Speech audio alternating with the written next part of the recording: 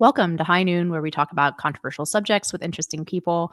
I'm really happy to have Spencer Klavan back on the podcast to talk about one of the subjects that I think he has, as with so many subjects, has really made me think about, which is morality and art and what relationship they might have to one another. But before we get to that, Spencer is an editor with Claremont Institute and with The American Mind. He has a wonderful book, How to Save the West. We had him on about a year and a half ago when that came out, but he has not been resting since that came out. I still recommend that book. He has a new one coming out, Light of the Mind, Light of the World. And he hosts Young Heretics. He's just all over the place. He's on the American Mind podcast frequently. And he invented an entire language, from what I understand. So in the meantime, he has invented an entire language for one of Daily Wire's upcoming series. So he's like from scratch, Tolkien style, invented an entire language. So he really is sort of the best, I think, of a resurgent idea of what scholarship and education really can be. So Spencer, welcome back to High Noon.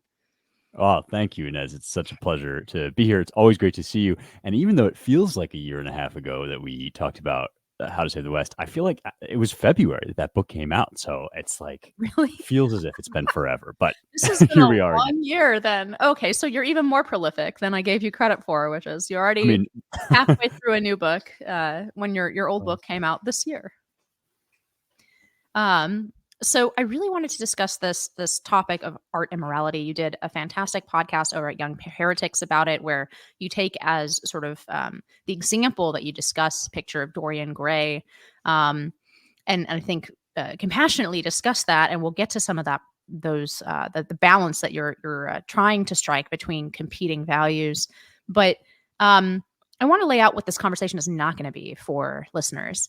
Because I think we just agree on all of this stuff. We agree that the censorship of art, either explicitly or implicitly by just simply putting so many true and useful ideas outside of the Overton window, has been terrible for art and for our culture. So this is, neither one of us is defending woke censorship or anything of the kind. I wanted to talk about the deeper tension here, because I think there is one, and you sort of pointed to it in your podcast about this. But let's just start big. Can beauty and beautiful art exist without morality? Yeah, I'm glad you started there because, as you say, I think that you and I, and probably a lot of the listeners, are on broadly the same page here. We don't want a new Haze office. We don't want kind of woke morality imposed onto art, even if we did think it was a good thing for the government to somehow to intervene in, via obscenity law or something. The current government that we have now would be very likely, I think, to layer on like a really twisted and contorted morality onto art. So it's probably better for us to think about as, I like to flatter us as like sane people. What do we want out of our art, and what's a good way to get it? And I think that the answer, or the question that you raise, is really kind of the right one to start with, which is there such a thing as like maybe morally liberated art, or beauty without any responsibility to the kind of moral truths? Or even maybe if you think about an example like Vladimir Nabokov's Lolita, is there such a thing as morally ugly art that is nevertheless beautiful in some other way, and by some other means? And I suspect that the answer to this is yes, up to a point. I think that we would probably be kidding ourselves if we didn't acknowledge that it's possible to make really ugly and contorted and perverse moral worldviews look good. I mean, I think sometimes about the big conservative debate that kicked up over WAP, the Cardi B song.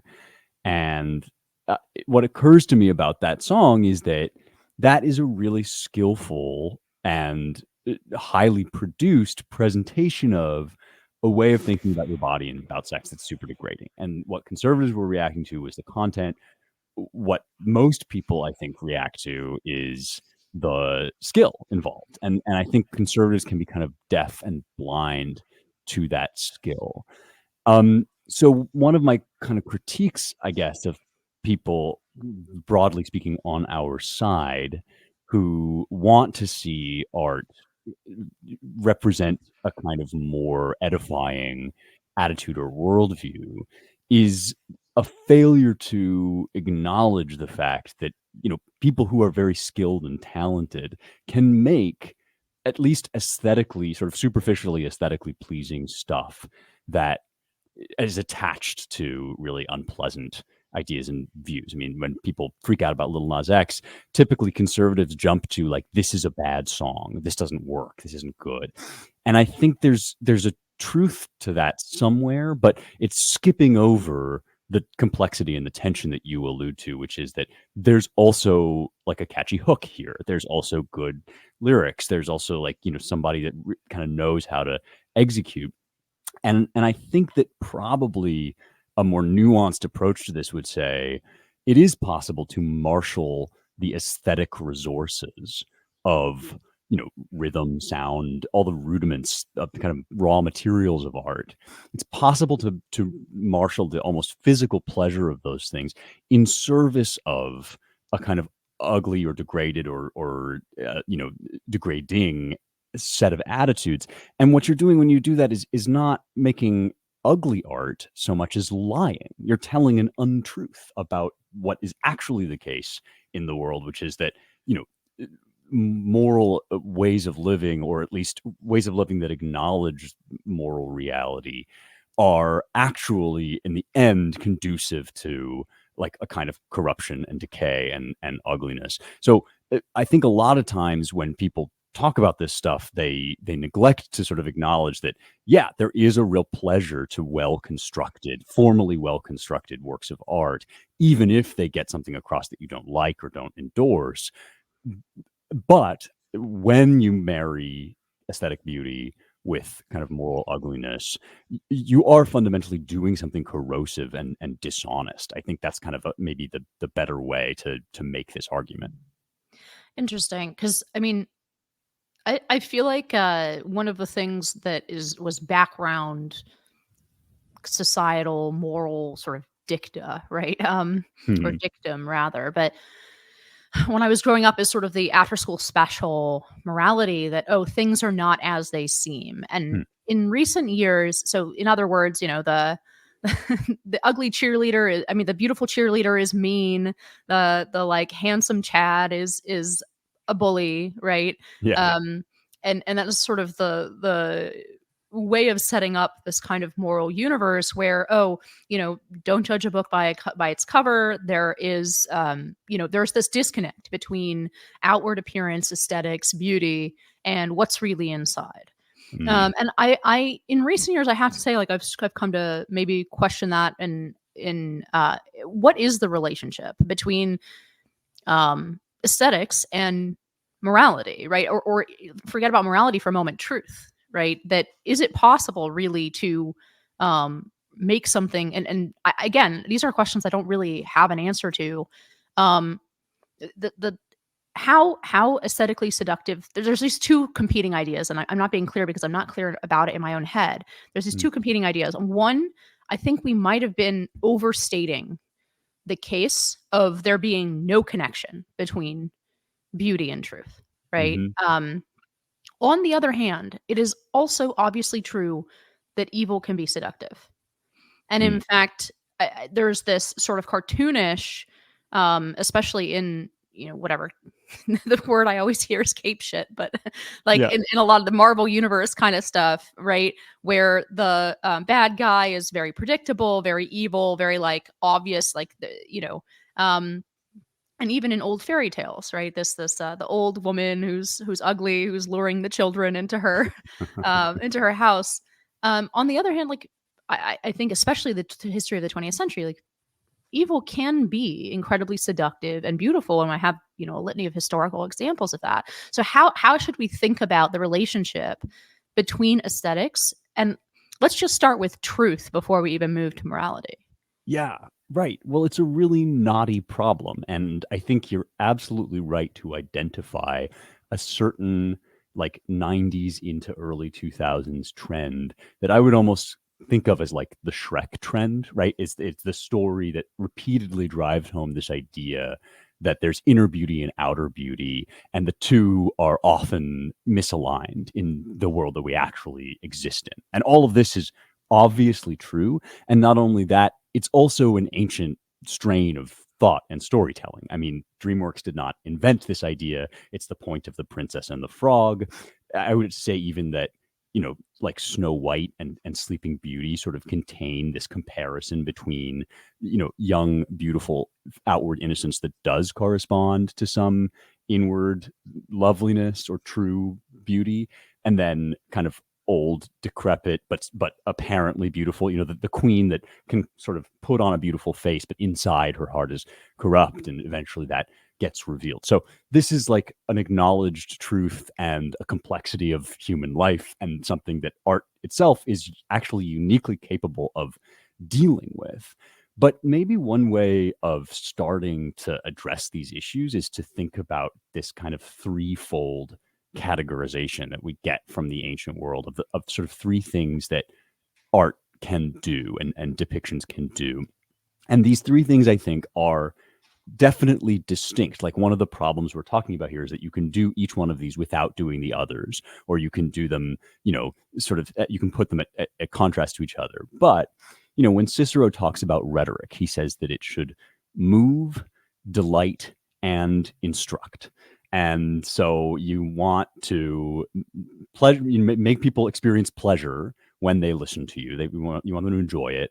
You want them to learn something, and you want them to feel something.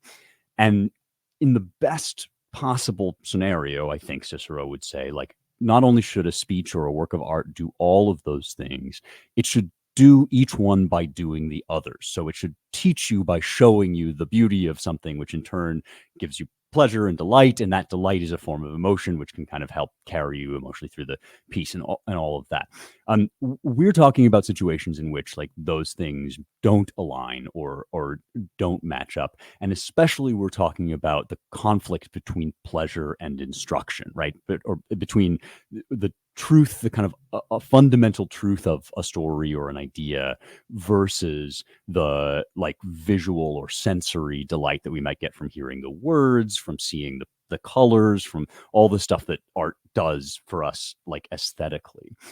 And I suspect that what we are grappling with is a sort of literalism that has set in, where either we have to say, ugliness and outward beauty and inward beauty have no connection to one another, or they have kind of a direct one-to-one connection to one another, which is the reaction that you will see a lot of times on the vitalist right. And that does reach back into this sort of Greek idea of the kalokagathos, the beautiful and the good kind of united in one, outward beauty being a reflection of some kind of inward discipline or something like that. We know that those things are true, but that there's also kind of a disconnect. And I would suggest that there is actually unique to each work of art, and in some sense always sort of self-contained within each work of art, there is an implicit language connecting the aesthetic forms that you're being confronted with to the inward truth that is being conveyed. And if that language didn't exist, there wouldn't be a work of art. There would be no reason to be doing art. And so really the question is, as viewers and as critics, like, what is that language? How does translation between these two things work? And do we think that what's being gotten across, or the connections that are being made there, are valid, or is there something kind of wrong and superficial about them? Because if it's the case that art is kind of making a false connection between aesthetic beauty and inward beauty, however that translation is being made, then the pleasure we take in the art is ultimately going to be kind of superficial. Like, we all know that art can make us feel a kind of sensory pleasure in the same way that tasting food makes us feel pleasure, or seeing, a pretty array of colors makes us feel pleasure. But we also know, I think, that that doesn't quite qualify it as art. And the deeper that aesthetic good reaches into some kind of intangible supersensory reality, the more profound and successful the work of art is. And in some sense, maybe like good art is just all about like making that connection as deeply as possible. And maybe this is why Keats's urn says beauty is truth, truth beauty, and that these things are connected. We know in some sense that they can be at odds with one another. But I also think that what that means is that the beauty of the work of art really is like, quote unquote, only skin deep. It creates this like immediate gratification that doesn't actually qualify as like artistic success. I wonder if what you're really driving at is a distinction between order and morality. In not that those are like, I would say one is necessary for the other, but I can imagine all kinds of things that have order that are not moral, right? Yeah. And maybe this is the connection with the vitalist, right, or whatever. Um, is I can imagine, I mean, this Apollonian idea of pulling order out of nature, or nature itself having a type of order. It's hard for me to imagine beauty without order at all, which I think, especially in music, becomes really obvious with um, the initial like sort of movement to atonal, and then like the ridiculous pieces like 4 minutes and 33 seconds where it's just nothing for four Yeah. minutes and 33 seconds, right? I think you can see really clearly in music the necessity for order in order to pull out beauty, and even an order that subverts, certain expected or boring or dull types of order, right? But there still is a type of order being pulled out of chaos, and I have a hard time imagining anything that I would consider beautiful or a serious work of art that doesn't have some type of order to it. But that doesn't necessarily mean that that is a good order, right? We can think about all the ways in which human beings have ordered their societies, and we need some standard by which to judge, like, all of these quote unquote worked by the Burkean sense, right? Of the civilizations were wise sort of thing. Um, Hmm. we can imagine, and we can look back in history in a way that certain orders have worked, but we now make, and did then, I mean, it's not a new thing. We make moral judgments about which were good, in Yep. a way that is beyond the mere order. And I wonder if something similar is what you're pointing to with art, like that you can recognize the order in Montero or whatever. You can there's a Yeah. pattern of sounds that have a certain order, and in that sense, it is quote unquote true and can be beautiful. But that actually that kind of beauty, maybe like there may be something that is beautiful and not moral in that sense. Yeah. I think this is really crucial. There's a way of looking at all kinds of order, be they moral order or, you know, visual order, rhythmic order, melodic order, as a kind of grammar. In other words, you can't have a language without a grammar. That the rules of which words you can put where are the the buckets into which you place meaning. That's how language works.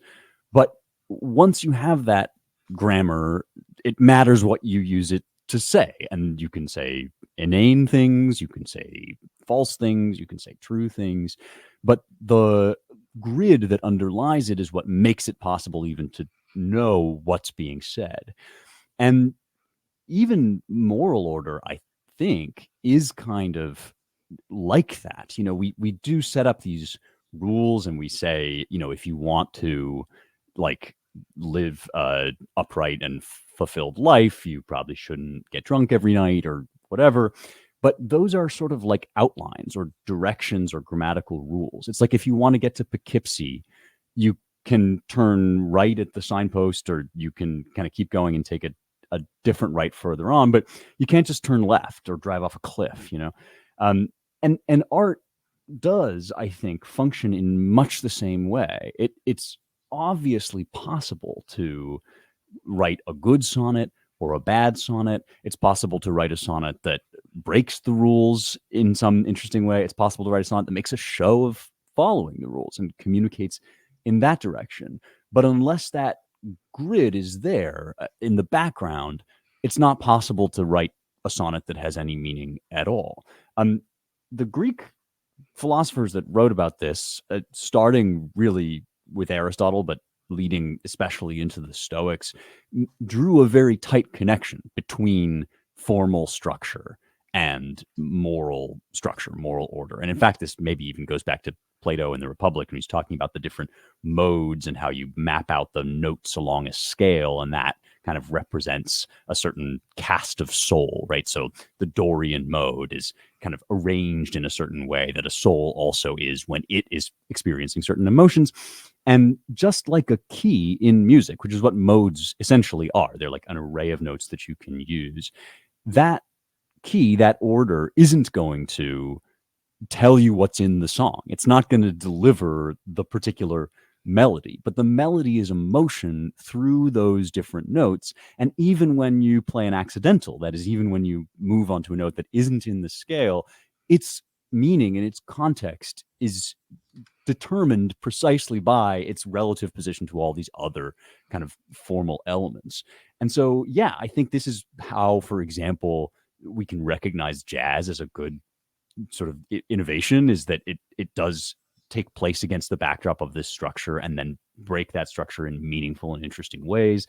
It is also how we can say of certain things, well, that wasn't strictly according to the rules, but it was still a good thing to do. Like, we all know the case where somebody like winks and looks the other way. You know, the government rules sort of say that you have to have this stamp on your passport, and that's a good rule that is there to stop people from breaking into the country. But, you know, here's this Jew fleeing the Holocaust, and that doesn't meet the requirements, but I'm just going to sort of go over there for a smoke, and when I come back, I don't want to see you here. You know, that kind of breaking of the moral rules and the moral order is recognizable to us, because we understand that ultimately the rules and the structure and the form is kind of a backdrop and a grammar of the language. And then once you become fluent in the language and those rules are like deeply internalized, you can start to say things that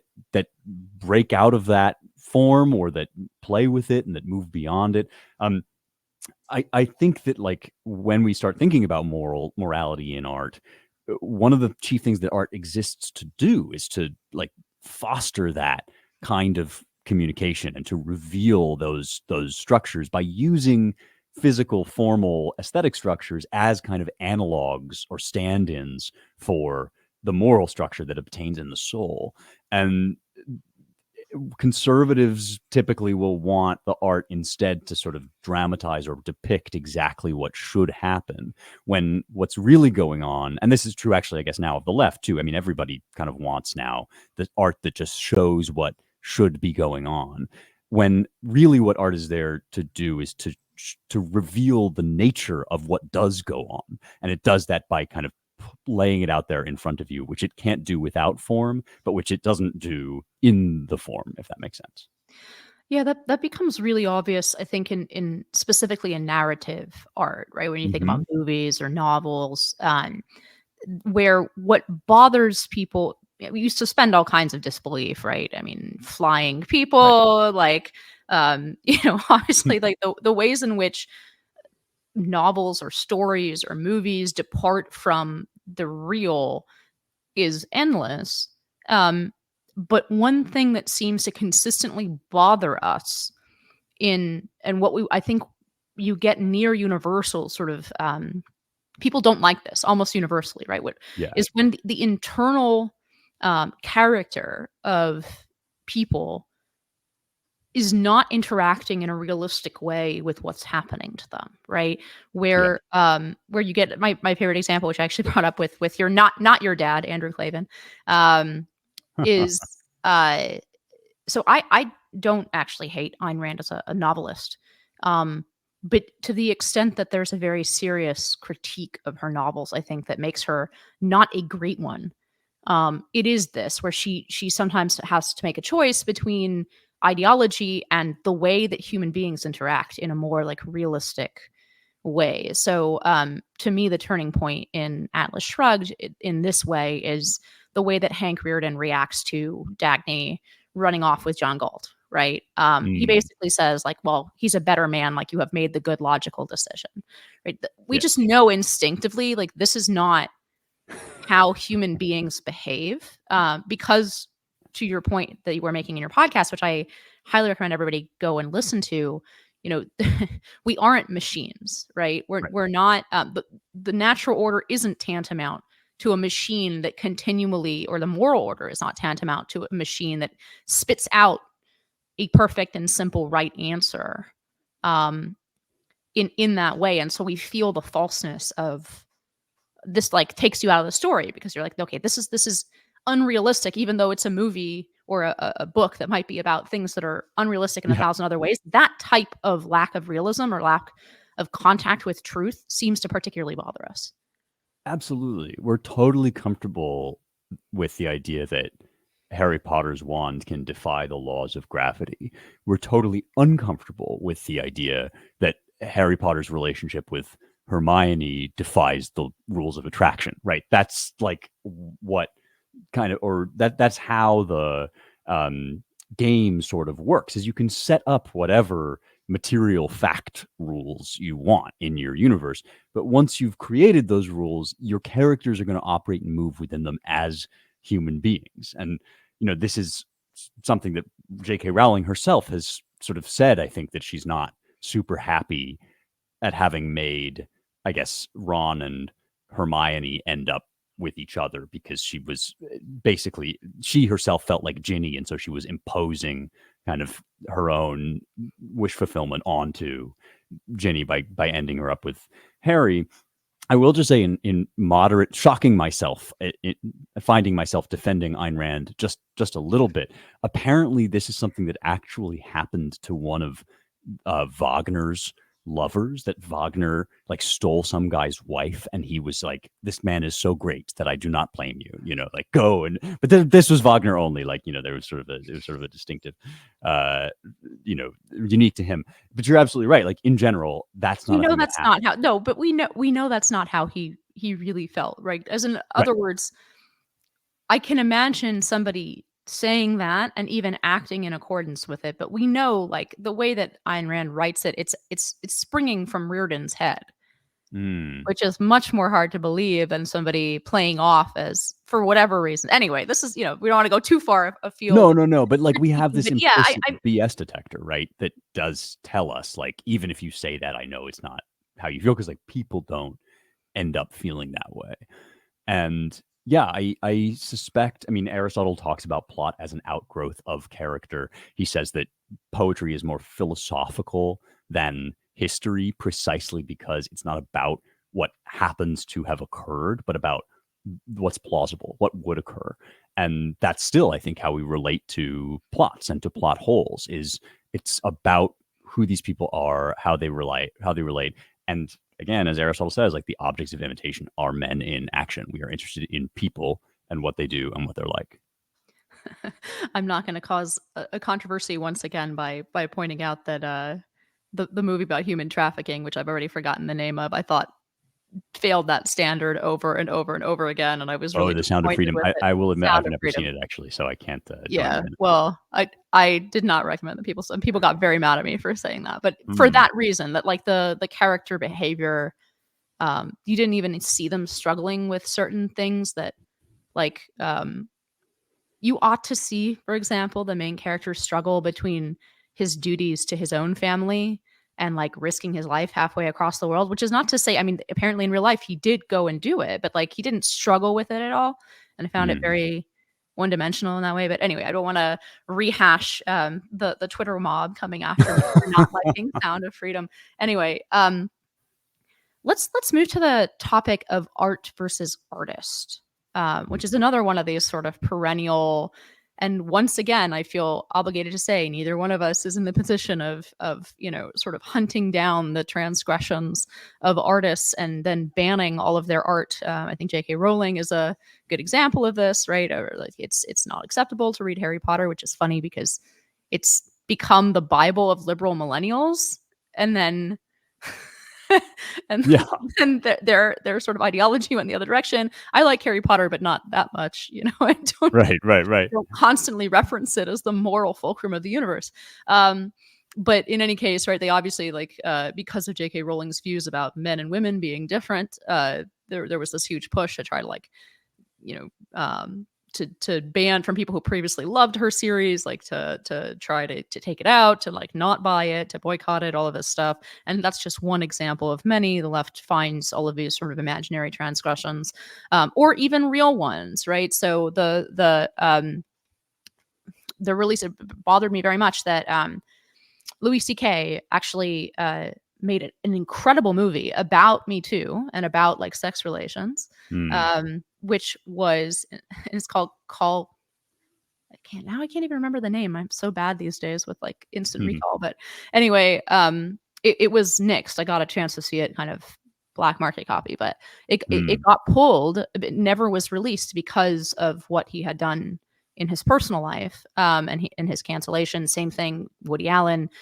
There's endless numbers of examples of people like this in Hollywood. Harvey Weinstein, right? So I'm completely not in favor of that, right? Sort of hunting down these transgressions. The more interesting question to me, because again, I feel like the right's answer has been a little bit too simplistic in saying, well, it doesn't matter what the artist does in his life. Yeah. The art is what we should judge. But that's like pretending that the art and the artist are totally separable things, right? Or the art comes from something in the artist, of something of who he is. And so what are we to make of art that comes from something that we think ought to be morally condemned by society? And the example I always use here is Andrew Wyeth, the painter, has this series of paintings where they were about his affair with a much younger neighbor. And they're clearly sensual, beautiful paintings of this woman. It's very clear that his inappropriate love for this girl is what is the inspiration for these beautiful paintings, right? It's direct, one-to-one. It springs from an immoral impulse on his part, right? Yeah. And yet he's created this beautiful series of paintings. And again, obviously I'm not saying we should burn these paintings or not display them or something like that. But it seems simplistic to me to say oh, we can wholly separate art and artists, or the artist can behave badly, but the art is beautiful and has nothing to do with that. Right. I mean, conservatives love to make that claim when they're reacting against some cancel mob, like the one that came for J.K. Rowling. But then they kind of tend to implicitly walk that back when some lefty is lecturing them or making art about, how Stacey Abrams should be president of planet Earth. We love to point out that, these Hollywood actors are all sort of moral degenerates. And so what do they know about what we should do with the climate and whatever? So I think you're right. We all sort of implicitly understand that the things we see and experience come out of people. People make them. And so the world that they reflect at us is, in some sense, the world as seen through a certain set of human eyes. And what's really, I think, remarkable about truly great art is its ability to at least, disguise that individual perspective, or even maybe to transcend it, that it can piss off every possible political group at different times. So you mentioned J.K. Rowling, today she's the hate object of the gender maximalist left. You and I are both old enough to remember when she was the hate object of the Christian right. She has been so detested in so many different ways, and to the extent that her books have been sort of candidates for revision or censorship and whatever. And she herself kind of emerges throughout that story as a consistent personage with a point of view, who's simply being honest, right? Who's describing things the way they are.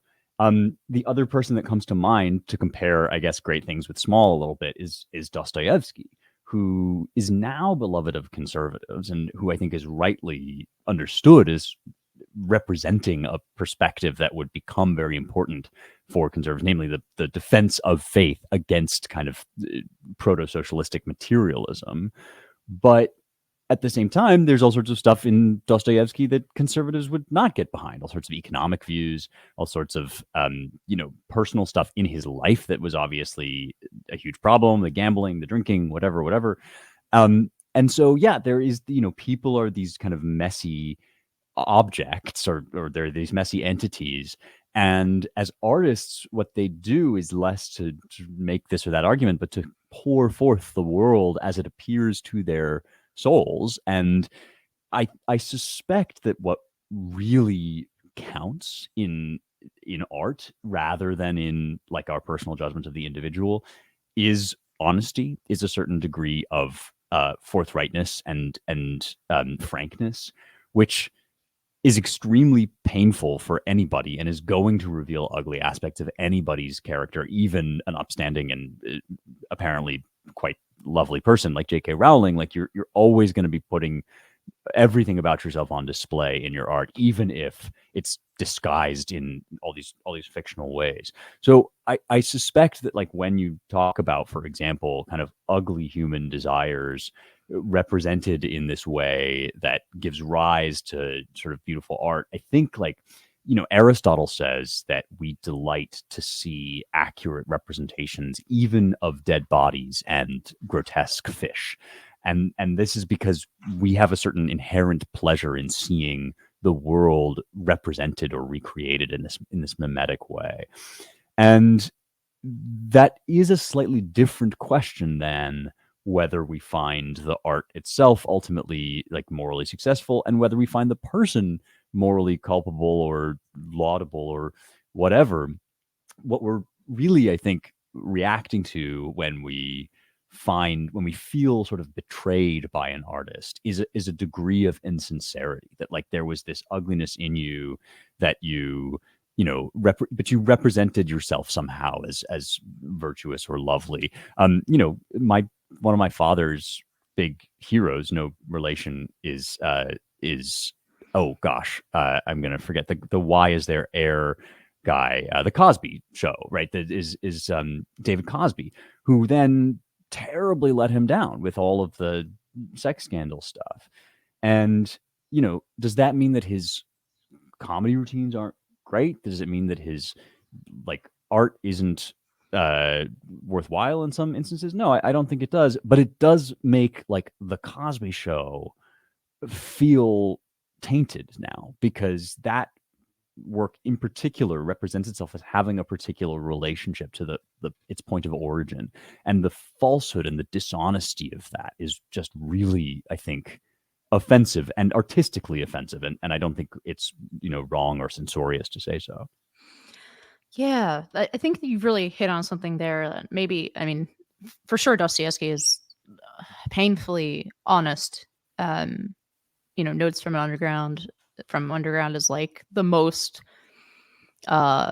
self-revelatory, like horrible thing to read, and that's in many ways what makes it great, right? But I guess my follow-up question then would be, when you talk about the grotesque, or even something like Notes from the Underground, where it's deep in the psyche of the underground man, of somebody who is dishonest, petty, resentful, like above all spiteful and resentful, right?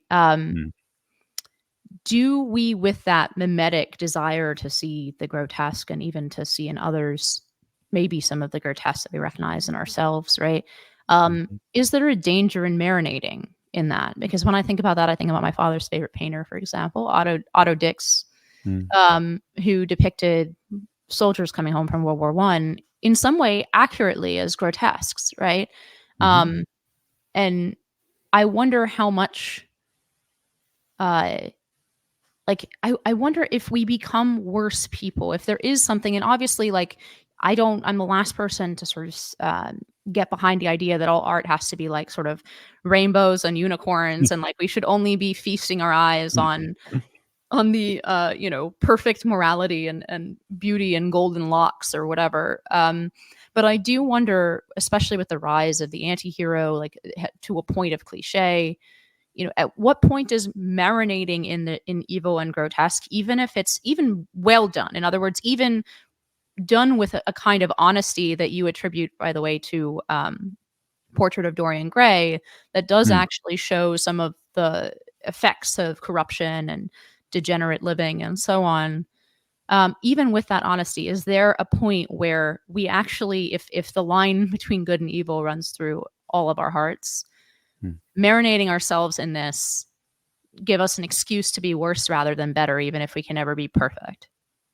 Well, I think you've put your finger on a major element of Plato's critique of the poets. Certainly, there's a lot in the Republic about poetry, some of it facially at least contradictory, although I think ultimately perhaps there's an inner consistency. But one thing that I think is really clear, whatever you're reading of that work, is that Plato's Socrates is really worried about what's going to happen to artists and performers, and indeed the young men of Athens, who not only acknowledge or portray or discuss sort of low lifes and disreputable characters, but who embody them and who take on their persona. He has a real concern about you know first person speakers in, for example, Homeric poetry versus like the diegetic, this happens then that happens.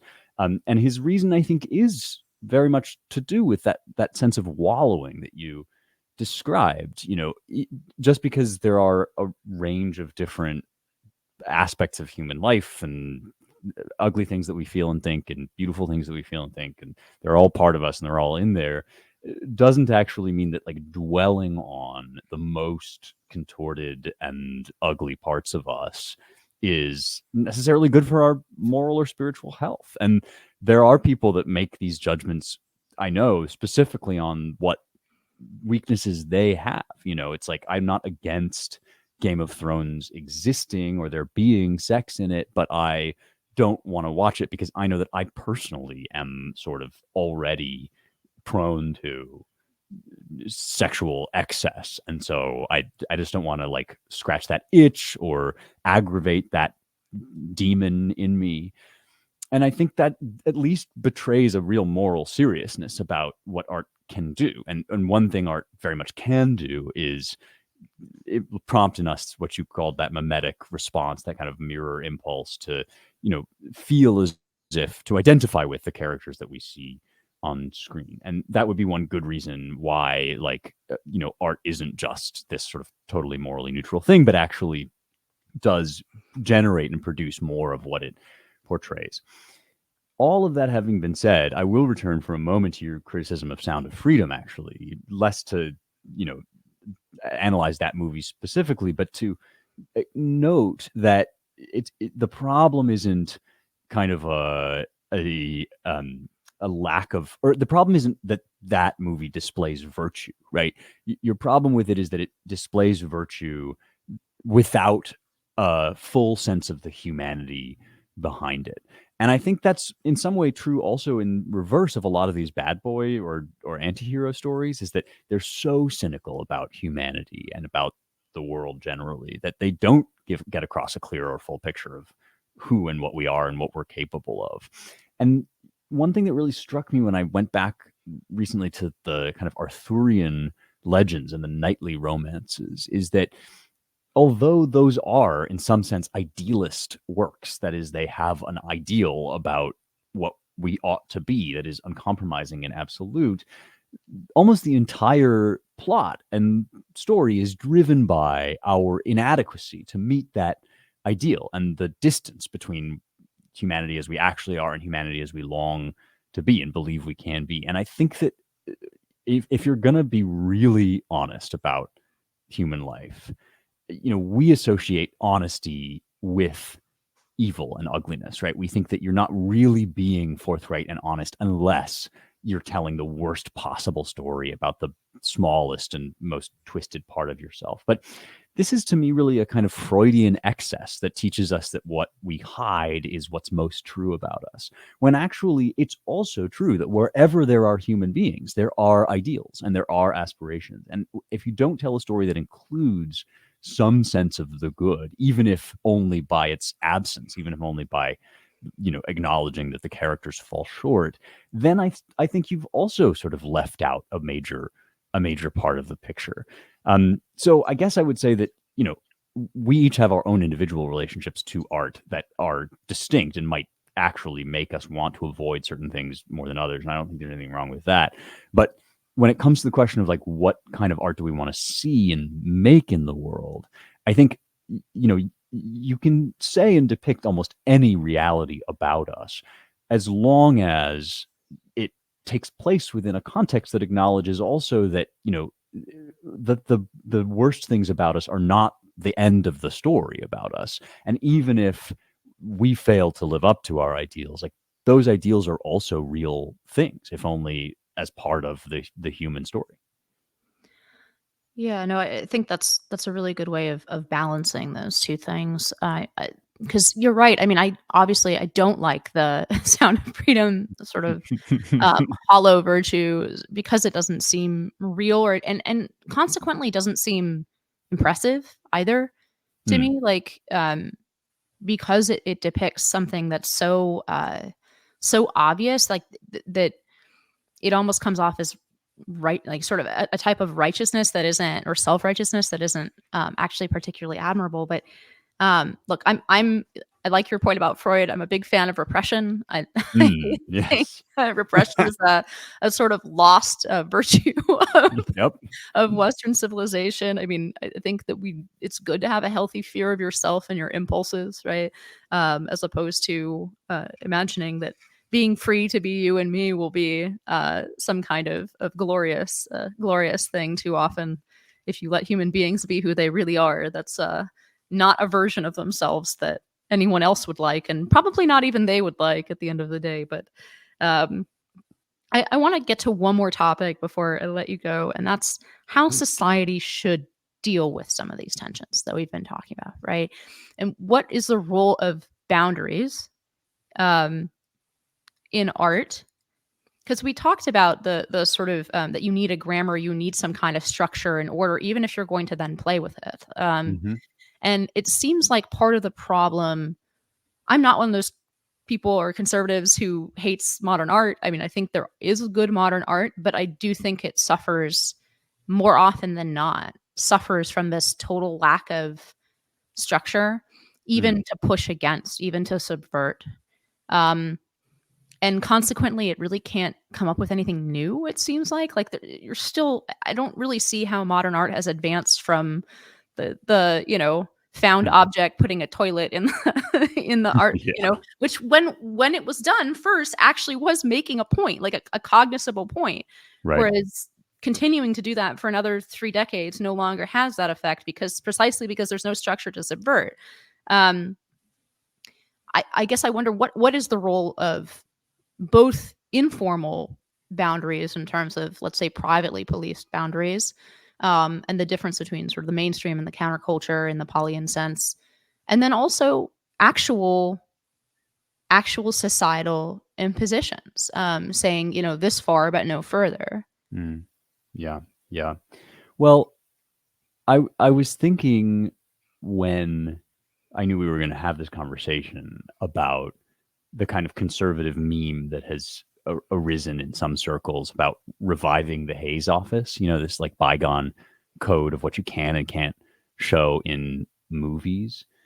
And I was thinking about that because I really understand the impulse to say, obviously, taking all of the guardrails off did not succeed ethically, but maybe even more to the point, it wasn't obviously an aesthetic or artistic good.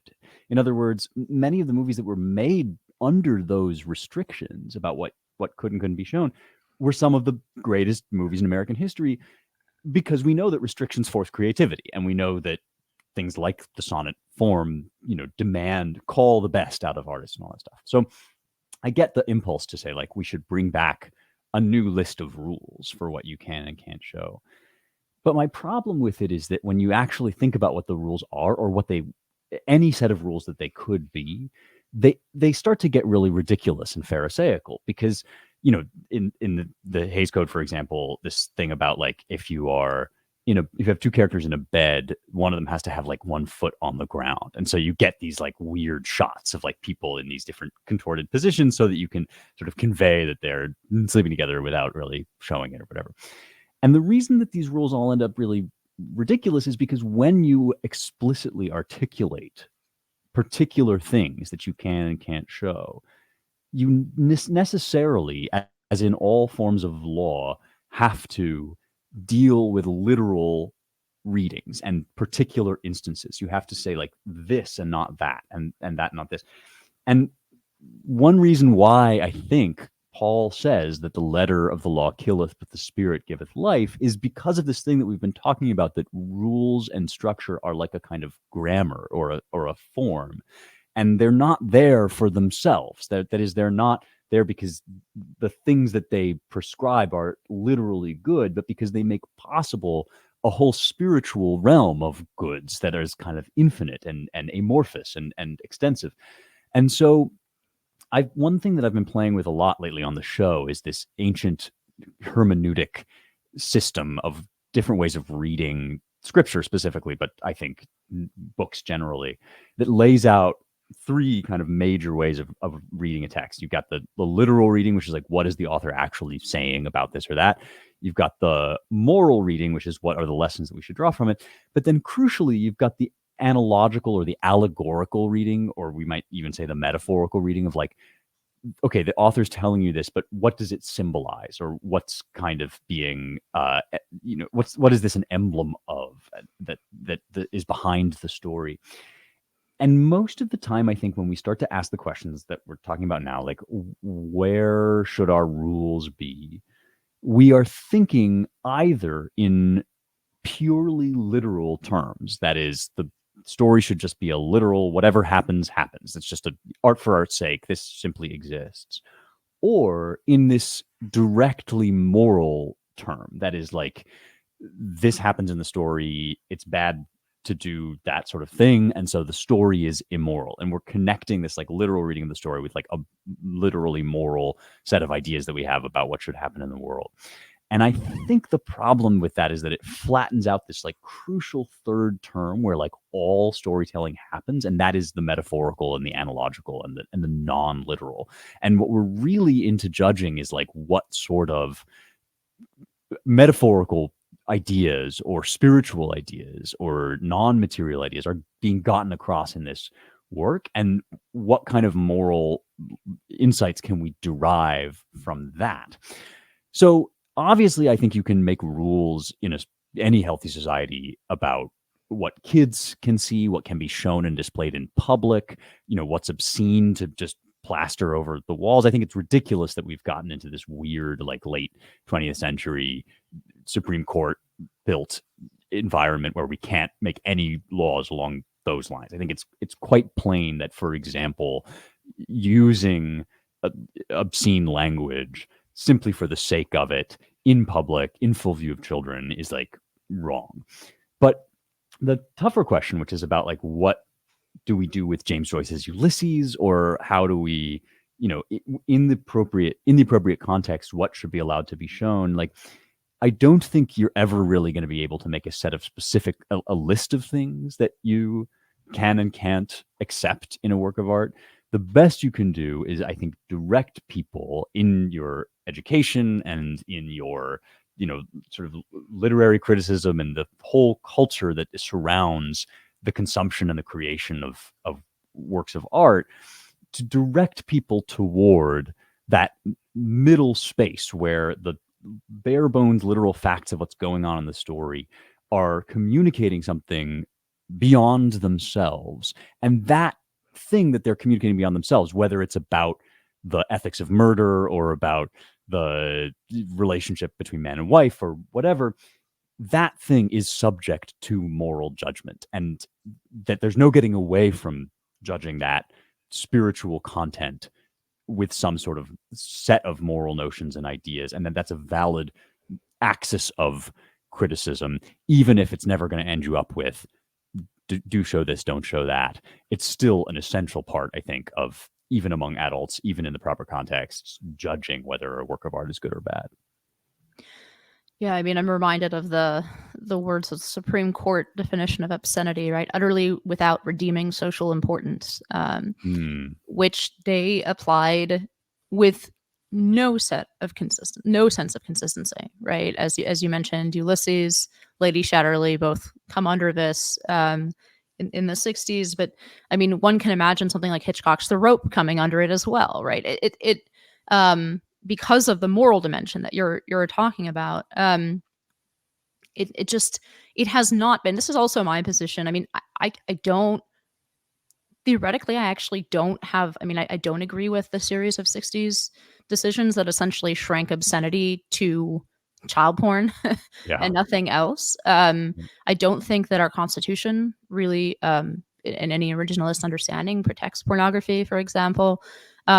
That being said, the specific decisions that you go through, and the ones that made it up to the court, the Supreme Court, are obviously a small percentage of them. If you go down to the state courts, where most of this was adjudicated in the 50s, in the 60s, and the early 70s, it's really hard to pull a standard beyond you know it when you see it, and it turns out that people don't. And of course, then there's the subversion of it. Even once you put it, you say it like you put in boundaries, then artists have to think creatively. In this case, not artists, but pornographers, right? You would have these long pornographic films, but they would have some like a sensible social commentary. Like they would read, you read Ulysses during porno, right? In the middle, like they have a break and they would read it. And like, what does a court do with that, right? And it just in practice, it seems like, because I was even in favor, and I'm just, I guess I've been the small c conservative side of what has been a discussion rather than a debate, but I found myself on the liberal side when conservatives were talking about banning cuties, for example, which is about, seemed to me to be an actual genuine attempt to be on the other side of that line, where it was a genuine attempt to describe the sexualization of children. I didn't think it succeeded because I just didn't think it was very good. But it was clear to me that the director was trying to describe a situation that happens and not actually celebrating it. It was more the Netflix, what do you call, like the preview, where they cut it like all just salaciously, like, oh yeah, like, you know, come see this 11-year-old girls like dressing provocatively and behaving sexually, right? But I actually felt like the movie itself was, again, I didn't think it was particularly good, but I wouldn't want it banned in the sense that it was an attempt to discuss something, to all the points we've been making, that was true, ugly, but true about, you know, what it was like to be an 11-year-old girl in the UK or whatever, right? So in any case, like, yeah, I've never found the right set of words of redeeming social importance that would like square a lot of those circles. But I do think that having the boundaries is it's almost what is lacking in a certain fields of art. And now that we are reimposing, let's be honest, you have a Haze Code. It's how many Black, Hispanic, and gay people have to show up in every single Hollywood movie, right? Or what's the one with women? It's like there's a name for a test. The Bechdel test, Bechdel test. You know, women have to have X percentage of the dialogue in a movie, right? What is that other than? But I'm not sure that having nothing is actually the best response. I mean, having nothing is what ends up to loop us back, is with 4 minutes and 33 seconds of silence as a concert pianist. Right. Well, I mean, this is why when people say, let's have the Haze Code back, my feeling is, do you really want the people currently in charge making rules about what you can't show? Because as you rightly say, they already are. Like, that is, either formally or informally, a lot of that is already in place. And it's just as absurd and ridiculous as saying you have to have one foot on the floor, and really for some of the same reasons. Like the woke left has a thing that they want to convey. It has an idea about the world. And you and I don't agree with that idea, but it's an idea to do with, like, racial justice and sexual politics and all of this stuff. And the only rules that they can make about it are not like, you have to, how can you make a rule that says, like, you have to portray equity, right? You can't. You can only say you have to have 5, Pacific Islanders in your movie or something. And those kind of literalisms really fall short for the same reason that it's kind of impossible to write a good court decision about this stuff, because, like, it just speaks to the unsuitability, I think, of the law in both the big and the small sense to really get at the heart of the issues that need addressing here. And I know that it's, like, unpopular and squishy to say these are cultural matters, they need cultural solutions, but they're fundamentally cultural matters that need cultural solutions. Like, we are talking about kind of raising up a populace that is able to make these distinctions, because if you don't do that, if you don't educate people well, you will have to, as you say, develop some system of laws like that is going to sort of set into place one way or another. And I think it is fair to point out that every society has some system of laws, whether they acknowledge it or not, that is about this, even if it's just like no child porn. And I think we could probably, you and I both, find our way to a series of laws that was more robust than that we could both endorse. All the same, I think that one reason why this has been a really interesting conversation is that no matter what series of laws you write, good or bad, whether we would approve or not, you are still going to end up with that sort of squishy space where it's a matter of taste, judgment, and proper and good reading, right? Well, good interpretation of art and of text. And the reason for that is that's what art is. That's where it lives. That's like where the human soul operates. And you're not going to squash that out by coming up with a perfect system. Like, there's always going to be that remainder that it involves judgment, morality, and the things of the heart. And that's a great note to end. I will only add that it I think necessarily involves what you call the axis of critique that includes actually asserting some kind of normative moral substance to it. And I don't think there's a way around that in politics, and perhaps not in art either. Highly recommend that everyone read Spencer's book, not only about the West and the ways in which he applies ancient arguments to modern problems. I think truly, I hope you don't take it as an insult, because I in any other context I would mean it as an insult, but it is truly the best self-help book available. There are so many, not only bad but like ridiculous and cheap and superficial self-help books that are all about raising your already too high esteem. I think Spencer has written something that really translates ancient wisdom to a lot of the moral and societal problems, and also individual problems that we face in 2023. So highly recommend his book and his podcast, Young Heretics, where he talks about art and morality, as well as recalling back to the great Western canon and teaching us the education that none of us, and I think this generation, or very few of us, had the opportunity to really have the real Western education, is over at Spencer's podcast at Young Heretics. So you can find him there. Spencer, thank you so much for coming on High Noon. Thank you, Inez. It was a delight, and I'll look forward to talking to you again on Young Heretics. That's right. That's later this week. And thank you to our listeners. High Noon with Inez Stepman is a production of the Independent Women's Forum. As always, you can send comments and questions to inez.stepman@iwf.org. Please help us out by hitting the subscribe button and leaving us a comment or review on Apple Podcasts, Acast, Google Play, YouTube, or iwf.org. Be brave, and we'll see you next time on High Noon.